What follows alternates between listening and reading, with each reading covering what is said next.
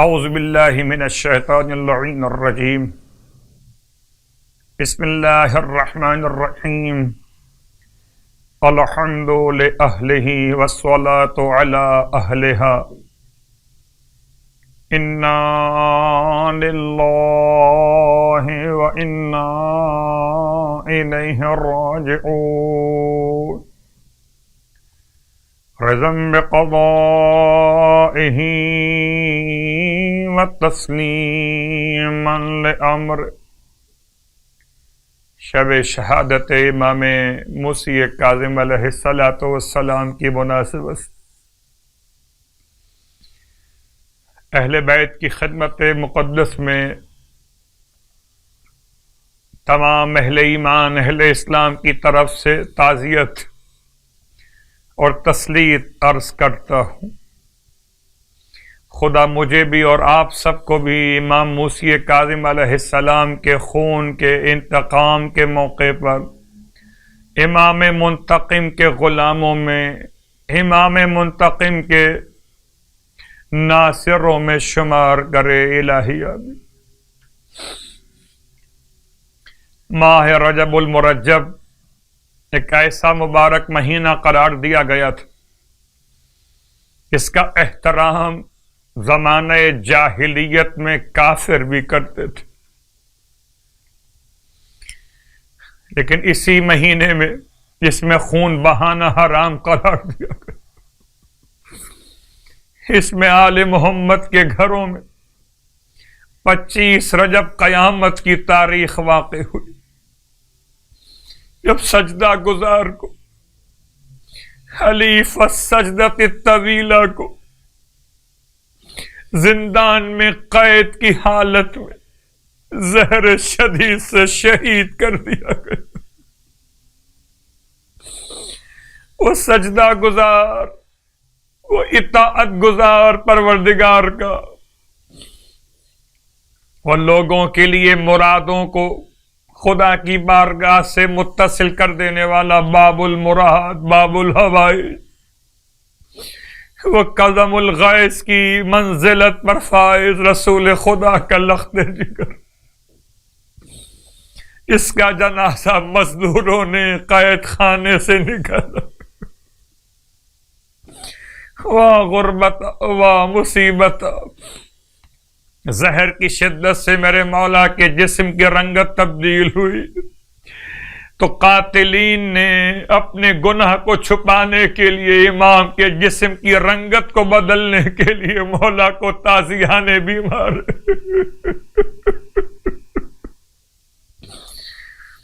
مزدوروں نے اٹھا کے جسم معصوم کو بغداد کے پل پہ رات کے وقت میں ڈال دیا۔ ارادہ یہ تھا ظالموں کا کہ کسی طریقے سے رات کے اندھیرے میں جب سواریاں گزریں گی تو مولا کا بدن پامال ہو جائے گا تو زہر کا اثر سمجھ میں نہ آ سکے گا، لیکن جیسے ہی امام کے جسم کو بغداد کے پل پہ رکھا گیا، رات کے اندھیرے میں سواریاں آ کر رکنے لگیں، حیوانات نے چلنے سے انکار کر دیا۔ جب سواریوں پر سوار آنے والوں نے معاملے کو معلوم کرنا چاہا تو امام کے جسم کو دیکھا گیا۔ پرسا و تعزیت سے اپنے امام رضا کی بارگاہ میں مولا کس طرح سے اپنے بابا کے جنازے کو کس طرح سے مدینے سے باعجاز امامت پہنچ کر دفن فرمایا ہوگا، جنازہ پڑھا ہوگا۔ امام علیہ السلام کے بارگاہ مقدس سے وسیلہ، خاص طور سے 7ویں امام کی بارگاہ سے بیماروں اور مریضوں کی شفا یابی کے لیے امام کو وسیلہ بنایا جاتا ہے، خاص طور سے آنکھوں کے امراض کے لیے اللہم صلی علی موسیٰ ابن جعفر، اے خدا تو درود نازل فرما امام موسی کاظم علیہ السلام پر۔ اردو میں بھی آپ کہہ سکتے اپنے ولی، اے خدا تو اپنے ولی موسیٰ ابن جعفر الکاظم پر درود نازل فرما، اور پھر اس کو اپنی آنکھوں پر ان ہاتھوں کو پھیر لیجیے۔ بدن کے تمام امراض کے لیے 7ویں امام کا وسیلہ زیارت جامعہ صغیرہ 7ویں امام کی تعلیم کردہ زیارت، دعائے جوشن صغیر 7ویں امام کی دعا کردہ وہ بہترین تعلیم کردہ دعا دشمن کی نیست و نابودی کے لیے، پریشانیوں کے حل کے لیے، اور باب الحوائج کی بارگاہ میں تسبیح اپنی مرادوں کو پورا کرنے کے لیے خاص بت کا دن۔ انشاءاللہ خدا ہم سب کو امام موسی کاظم علیہ السلام کے روزے کی زیارت نصیب کرے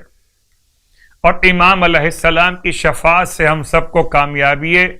آخرت نصیب فرمائے، الہی آمین۔ 25ویں رات کی نماز یعنی آج شب شہادت کی نماز 20 رکعت نماز 2 رکعت کر کے پڑھی جائے گی۔ نماز مغرب اور عشاء کے درمیان اس کی ادائیگی ہوگی، اور اگر عشاء کی نماز جماعت سے پڑھ رہے ہوں اور اتنا درمیان میں وقت نہ مل سکے تو عشاء کے بعد پڑھ لیجیے۔ ہر رکعت میں الحمد کے بعد وہی آیت آمن الرسول یعنی کہ سورہ مبارکہ البقرہ کی آخری آیت، جیسے کہ اس سے پہلے بھی آپ کی خدمت میں بیان کیا جا چکا، آمن الرسول آخری آیت سورہ مبارکہ البقرہ کی، اور سورہ اخلاص 1 مرتبہ پڑھنا ہے۔ 20 رکعت نماز مغرب عشاء کے بیچ میں یا عشاء کی نماز کے بعد، ہر رکعت میں الحمد کے بعد 1 آیت آمن الرسول اور 1 مرتبہ سورہ اخلاص کی تلاوت ہر رکعت کے اندر۔ اور اس کے بعد روزے کا ثواب فرماتے ہیں سرکار ختم یہ مرتبہ صلی اللہ علیہ وآلہ وسلم کہ جو شخص ماہ رجب میں 25 روزے رکھے